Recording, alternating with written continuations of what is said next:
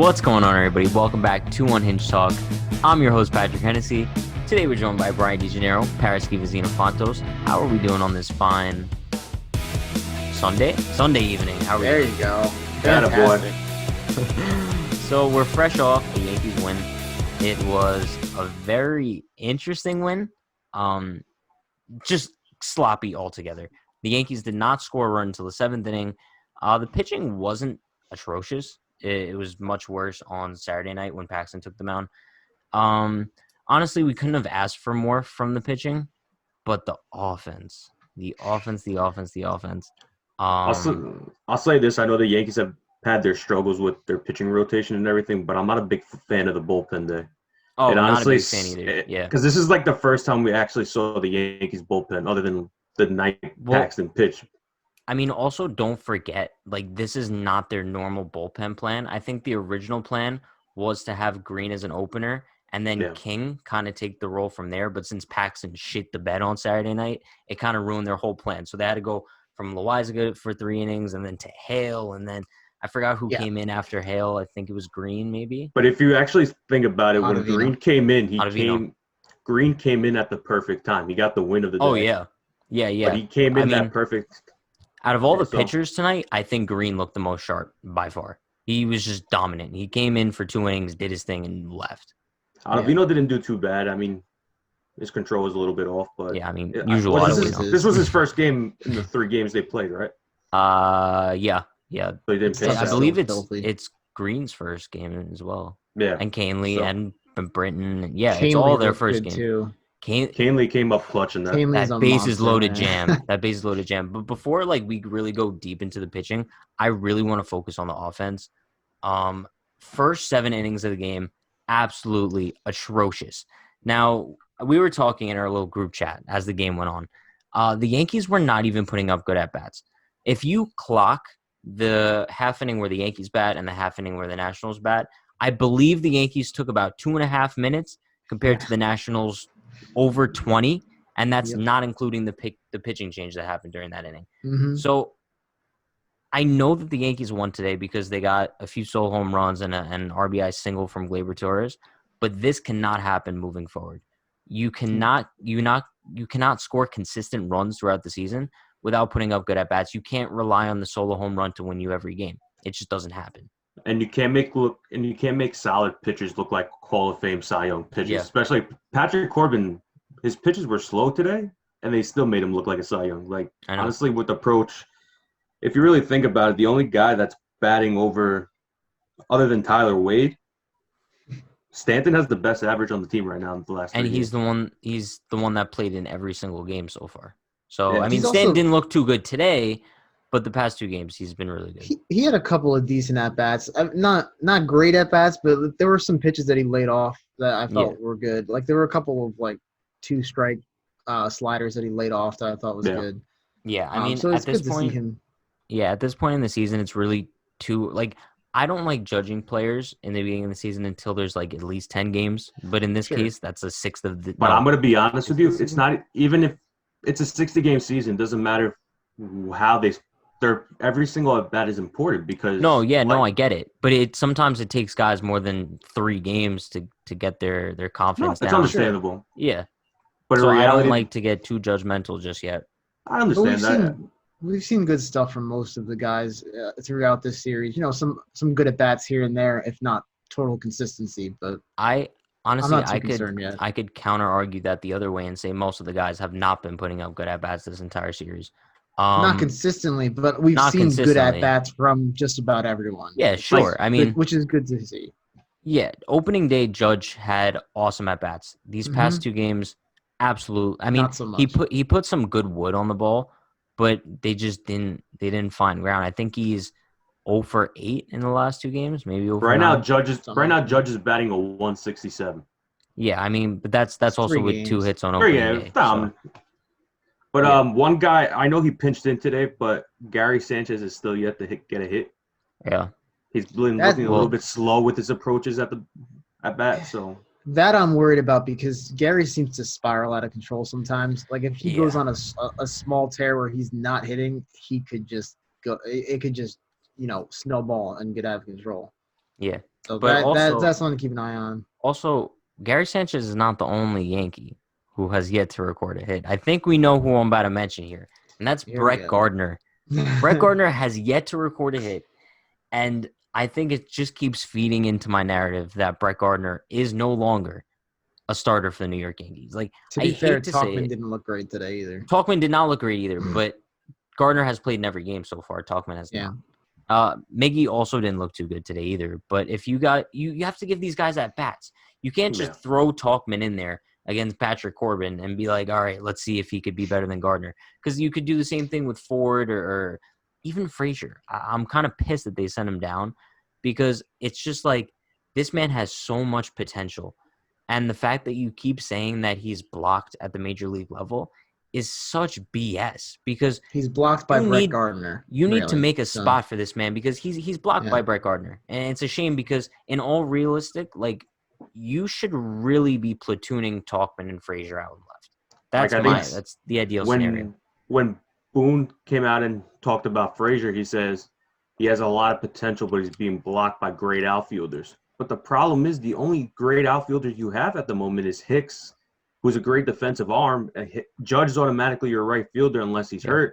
And then Stanton's been the DH. He hasn't played left field at all. So who's if you tell me he's being blocked, Brett Gardner. Brett Gardner. That left field position should be honestly between, like you said, Talkman and Frazier. And it's sad because at this rate, if they're not using him properly, it makes me believe that they don't want him anymore and they're going to trade him for either a pitcher or a star player. I don't think they can because his value's not there at the moment. If you don't let him play and produce at the major league level, he has no value. So they're only killing his own value by sending him down to the alternate site in Scranton. Like, what is he getting out of that? You need to give this man ABs because we see what happens when you give him at bats. He produces.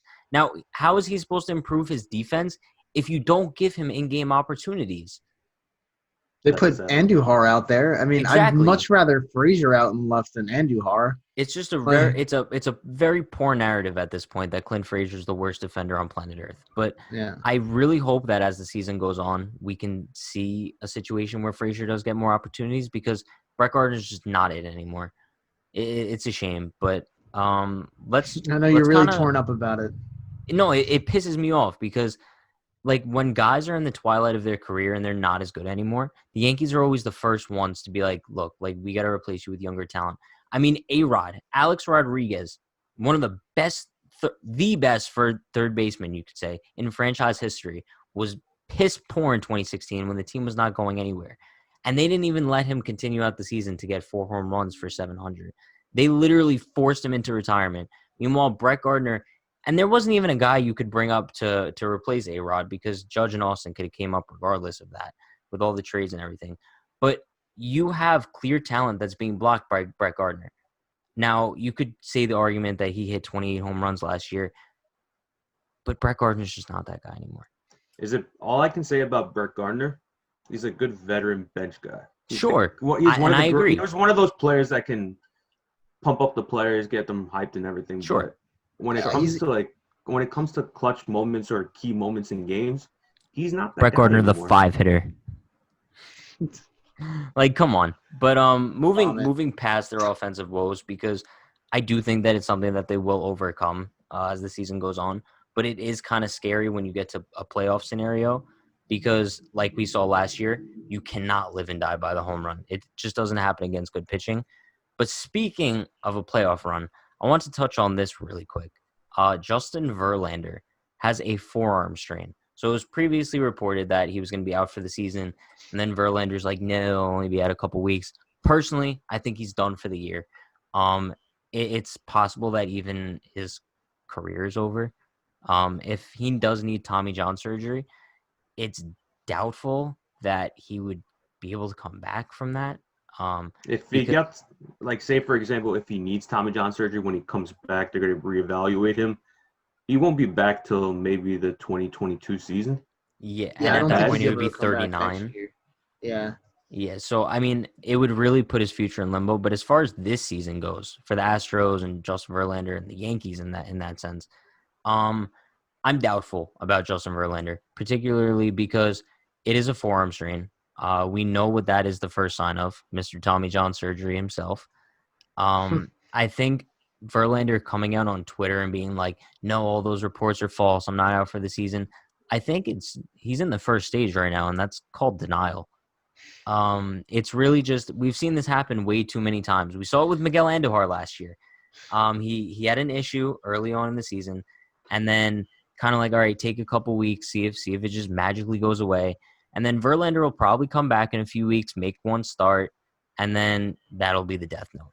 So personally, that's what I think is going to happen. We've seen it with this exact injury, though. With Severino and with Hicks, the first reports were that they had forearm stiffness or a forearm strain. Yeah. And then, like, a week later, we found out they needed a Tommy John. So this is an injury that almost always means that Tommy John is coming.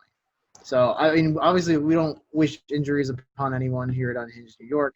But this is the reality of the situation, and this is what it seems like it's going to be. So we don't wish injuries on anybody, but you do know what they say about karma. But going back with Severino, when he had his injury, isn't that why he missed his start in the playoffs at the end of October? Because he felt something in his elbow or his arm. And then come Christmas time, he went for MRIs. He said it was fine.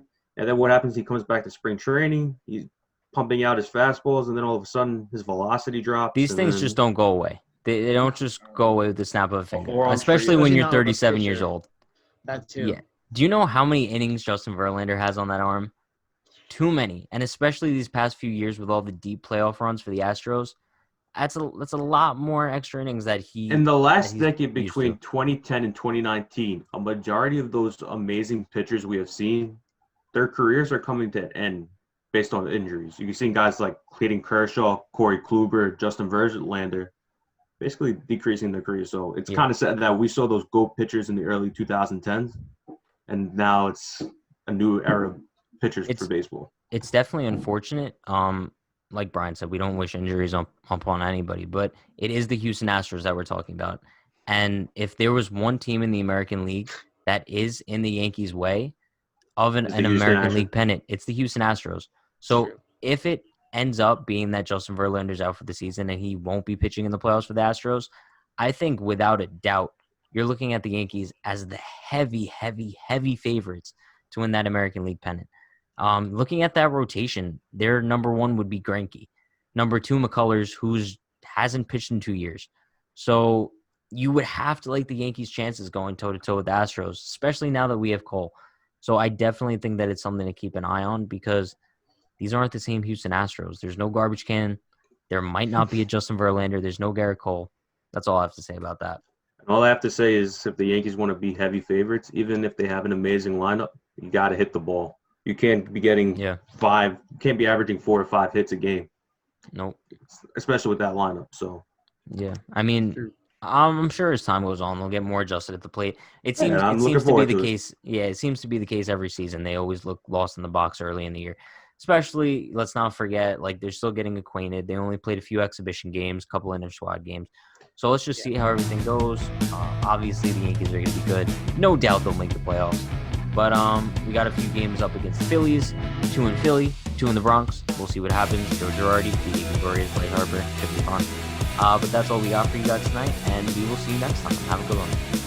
Have a good one.